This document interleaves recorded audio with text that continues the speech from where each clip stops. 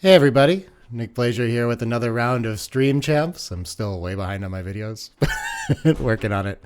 Today I get to play Hannah, I forget the last name, but young player from Russia that's got her own channel and making cool videos, so check those out.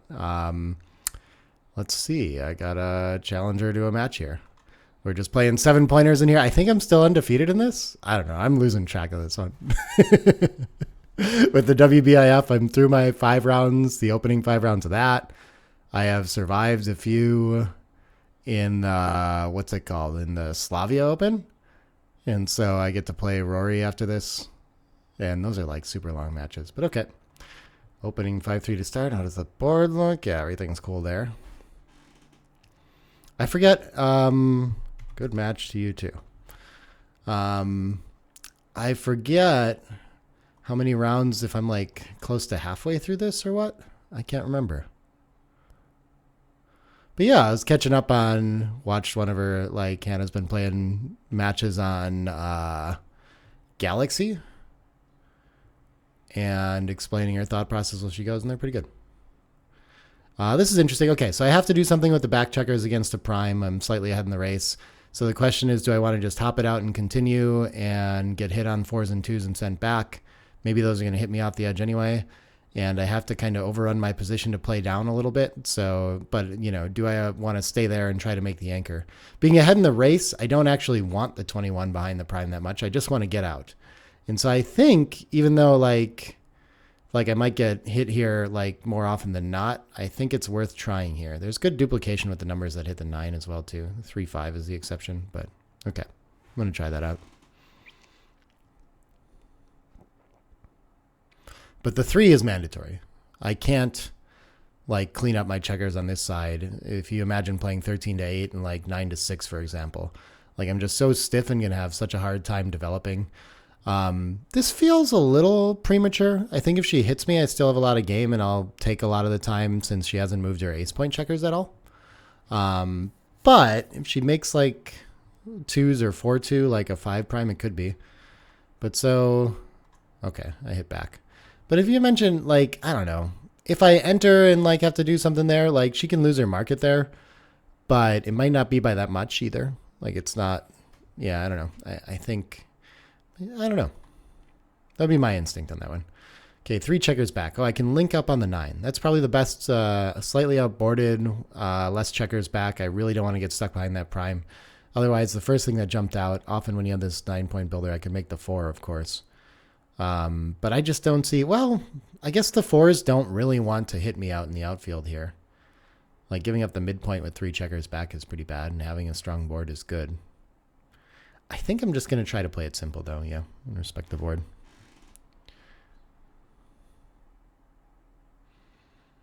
This is a little awkward, but making the 23 isn't all bad here. You know, we'd probably rather make the 20. I'm not so likely to end up with a priming structure, keeping those contained back there. So, okay, I'd love to step up with the edge, but I think making the 5-point on head is a little too strong to pass up here. 2-6 is not a good one for her. This is getting interesting. I have 3 checkers behind decent structure. I could roll an ace to take away the outfield entirely. I have pretty good priming game plan. I do still have this checker back to work with. Am I going to lose my market? So 2-6, 3-5, 3-6, and a miss. All feel like I've probably lost my market.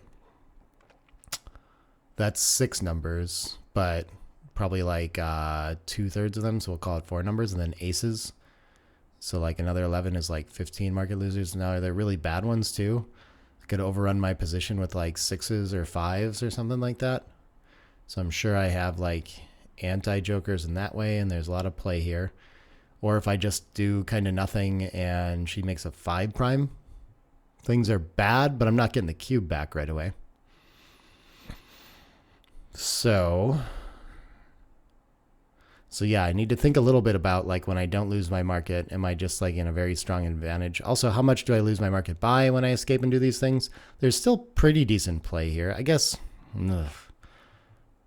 yeah, if I hit but don't step up or anything, like I don't think I'm going to be too good or anything like that. So I think I should roll here.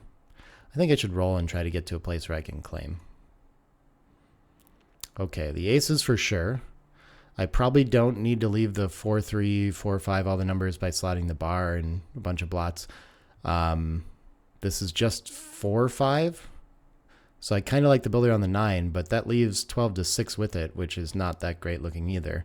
But my other option, 9-3, is probably a little bit worse, taking that checker out of play. So, but the thing about this too, this is still pretty bad, and also it leaves the 2 shots that it doesn't need to leave otherwise. And so if they're both bad, maybe I should just play safe. It's a little confusing here. This is like, we just don't do this in backgammon though. All right, let me think about it. I think I'll keep the purity a little bit. But that's the thing about this checker too. When I put this on, this is almost like a dilly builder as well, because like I only need 2 of them to make the 4 point. And so they're kind of both really poorly placed that way. I do have 1 less builder for the 4 point when I play that way. I don't know. This is like an over, if I was playing speed gammon, I would never think about this and I'd just play pure. But if I have the clock time to do it, which I do in a game like this, I can overthink myself into thinking that maybe the safety is worth it here. So I'm going to try that out. Okay, so this is kind of the scenario I was talking about, where like if she comes out to the bar, whatever she does with this move, have I lost my market clearly after hitting? I do not know about that. I think if I roll a 3, I'm doing a little bit too strong, and so I probably need to send it here, but also she has counterplay. Also here, if I run to the outfield, she still has shots, you know? If I hit, it can be, so this is, I still didn't even know for sure that I have like enough market loss here.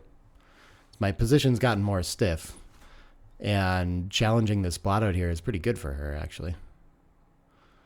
And it's threatening to make the bar point too. Like, I don't think there's that many rolls where I hit on the 7 here and I've like really significantly improved. So maybe I'll roll one more time. This seems pretty good. I think I don't care about this blot. I think I just want to clean up the checker and step up to the edge and wait to roll my 6. And I have a simple game plan here. This does allow my opponent to potentially attack me or make a 5 prime though. So it could be that I really need the tempo here. So let's look at that. This leaves 4-3, 4-5, 2-5, 1-6, 1-5. 10 shots is quite a few in this position. To have a second back and all these blots around, I can get in a lot of trouble. But it does also aces, not quite 2s. 2s are pretty good either way. I'm looking at the numbers that will still make the 21. But so what I'm preventing by doing that is, well, 5s are really good to make the 7. I don't know what she's going to get with it. But like 3-2, 3-1, 2-1, double ones, 4-3, 4-2 are all very strong here. So it might be like as though, like, are they as strong as, they might be stronger than the shots that I was leaving, or roughly equivalent. But this gets me closer. I think I'm happier with the outcome when I get away with this. So I think I'm just going to do this one. A little tricky though. 5-3. Oh, this is tricky. Maybe it could be pointing on head, but it also could be, I mean, I think the 3 hitting feels certain. Then maybe you want to make the 18 with it too. I don't know. It's just very nice to have some outfield presence for sure. Ace-6 is forced. Oh, I get hit back. Okay. Now I'm in trouble. Looks like this cube might work out after I got very close to turning it around. I can lose a gammon on this pretty easy too.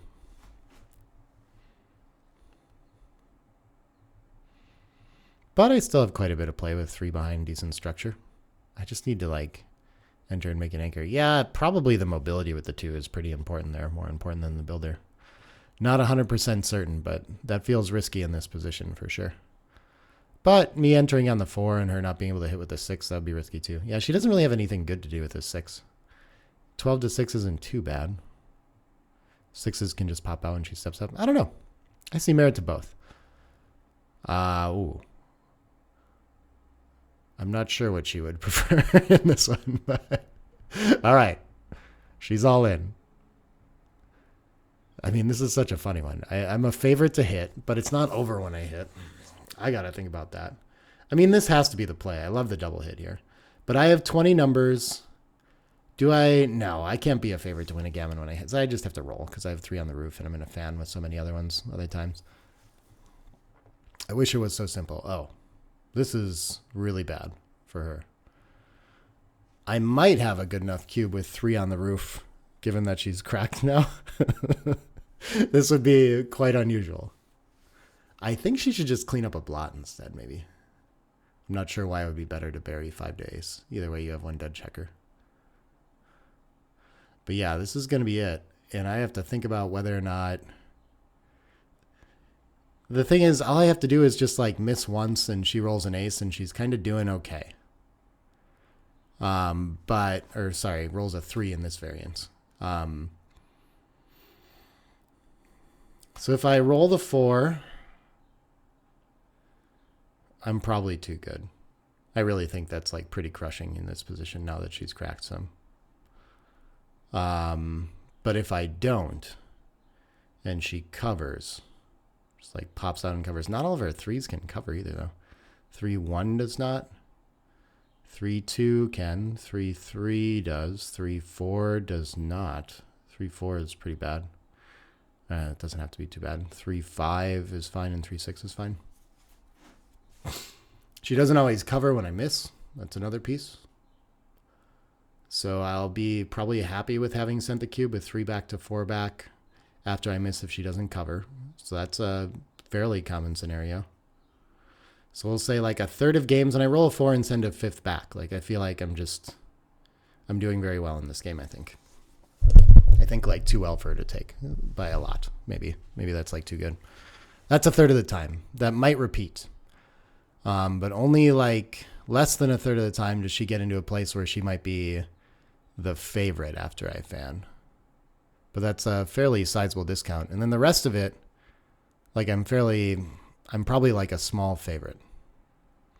I don't know if that's enough to send it. Oh, this is really tricky. When she sends it back too, there's no gammon threat. I don't know who wins more gammons here. If I hit, I don't know. Maybe I'm not like so too good. Let's just roll it. Entering 1's pretty good. She does not cover. But she's got more mobility too, which is kind of like common outcome here. So maybe in these I'm not doing as good as I was thinking. So I think I'm going to roll here. Yeah.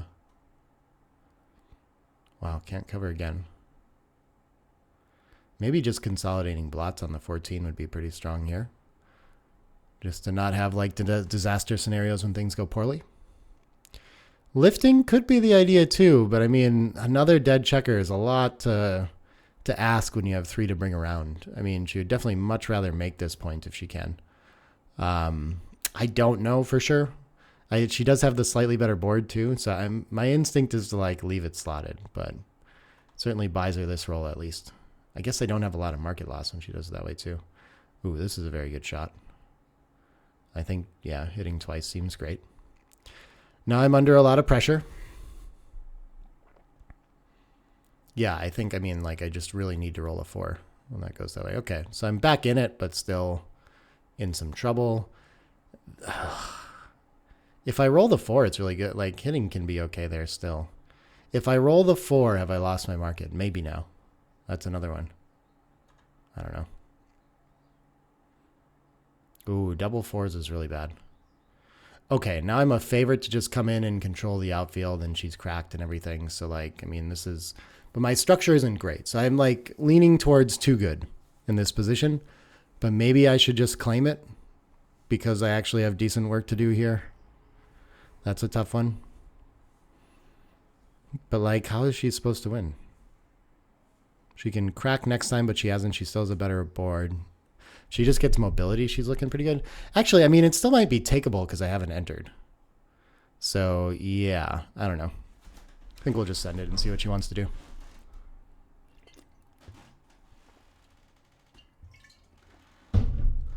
Like, I found she gets some mobility and things are looking pretty good. So, I think I'll spread out here.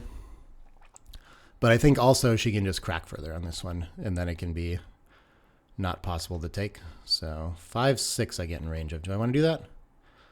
I'm in range of nothing if I come out to here. 5-1 and 5-2 can park, and everything else is going to have to come closer. Where does 5-5 get? Yeah, nowhere. Maybe this is a little better. All right, I can win a gammon on this too for the match. It's an exciting one.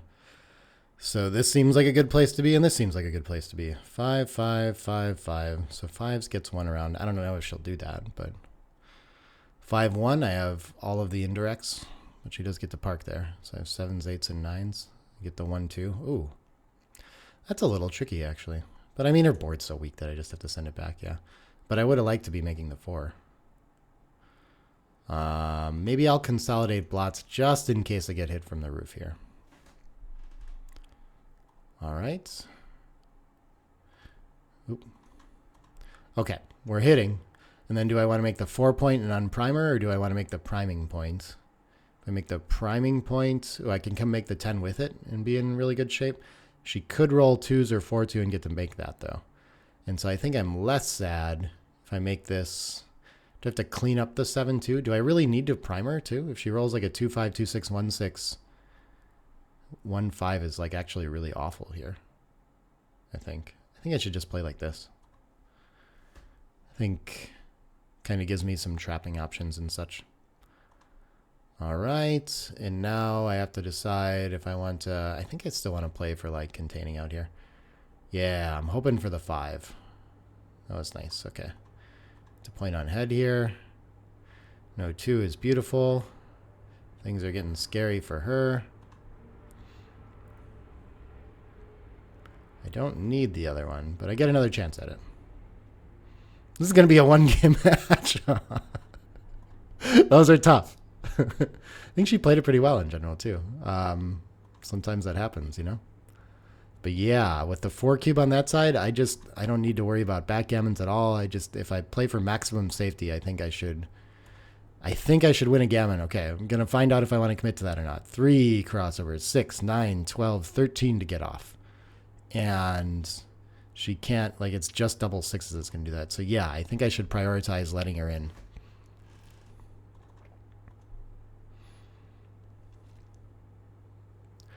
Okay.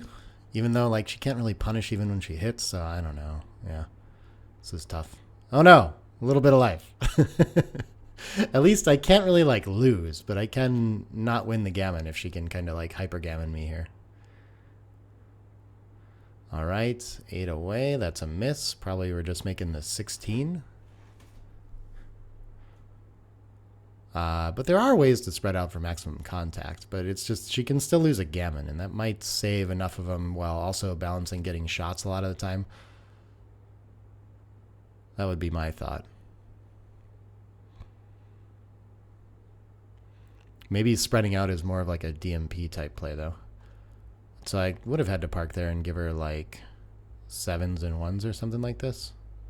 And I'm forced to leave a shot. Okay. I think that's going to do it.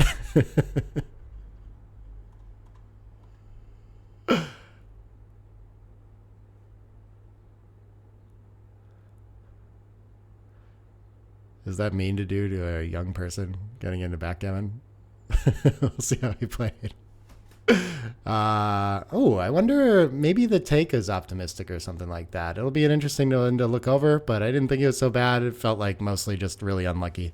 As you can see, I got like... But it'll be cool to review it and see what she was thinking during those moves too, and figure out like where this is coming from. I mean, this just like, you make 1 or 2 big mistakes. I'm trying to think, maybe lifting was a big problem at some point.